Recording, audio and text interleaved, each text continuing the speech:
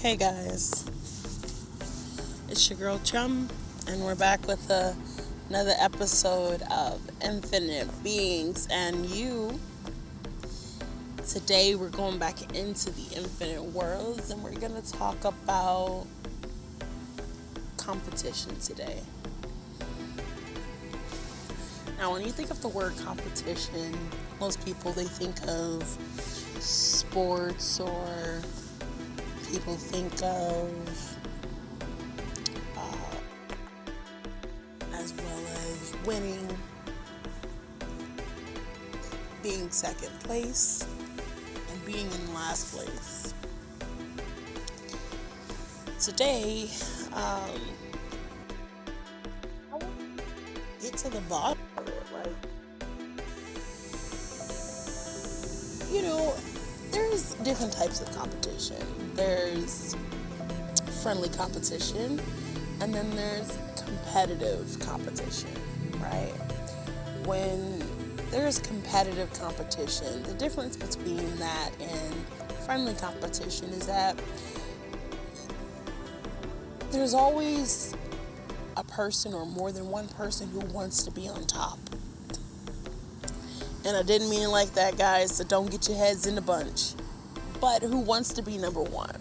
Who wants to be the best? Who wants to be the greatest, right? Let's think about it. If we're thinking about it like we're talking about basketball or football, right? We got those who say like, hey, I'm LeBron James, I'm the greatest ever. And people think that he's the greatest, right? And then you got people who say, oh no, MJ's the greatest. Oh, yay. And then you got people who say, oh, Kobe's the greatest. But why couldn't they all just be the greatest at what they've done? You see what I'm saying? When people are in competitive competition, it's that you have to be the greatest of them all. You can't just be the greatest in your skill set. You can't just be the greatest at what you do. You can't just be the greatest at how you think about something, or you can't just be the greatest at how you feel about a certain situation. And to me, I feel like competitive competition does more hurt than it does good. Now let's think about it, guys. When it comes down to friendly competition, right? Keyword, we're doing to have fun.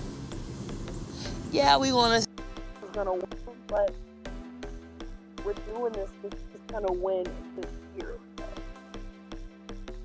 lot of people have hard times with that is because they were brought up in such ways to where if they weren't the best, or they weren't the best culture, or you weren't a certain type of way, or you didn't look a certain type of way, then you couldn't succeed. For me, I think that's one of the most stupidest, most idiotic things that has ever existed, to make a person feel less of themselves if they aren't the best at something. And again, guys, this may not resonate with you. You may not like it. You may not like what I'm saying. You may not like how I'm saying it, but it's the truth. Again, being in competition with someone does not make you the greatest. Being the number one does not make you the greatest. Being number one could mean that you had a bad day. Being number one could mean that you had a great day. Right? Being number one means that, yeah, you're good at this one thing, but being number one doesn't mean you're number one in everything, because no one's perfect. I understand wanting to be the best that you are, and I understand wanting to be the greatest. And that's such a horrible stereotype for people to push on to people, especially parents, where they have their kids and they want to be certain things, or you have these parents who couldn't do what they wanted to do when they were younger. They didn't have the passion, they didn't have the drive, so they force all their dreams and all their hopes onto their kids. And I think that is the worst possible thing that you could ever do.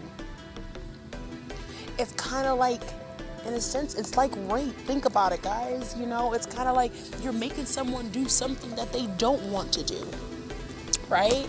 You're taking things from them. You're taking them and making them your own, right? When we have people pushing our dreams onto other people, it kind of ruins who you are. It kind of ruined the whole mindset of everyone is great, right? It ruins that whole mindset that, honestly, if you guys think about it, like with basketball, yeah, some players can, you know, probably take on a whole team. And I'm not gonna lie, there are definitely very, very good players that probably could.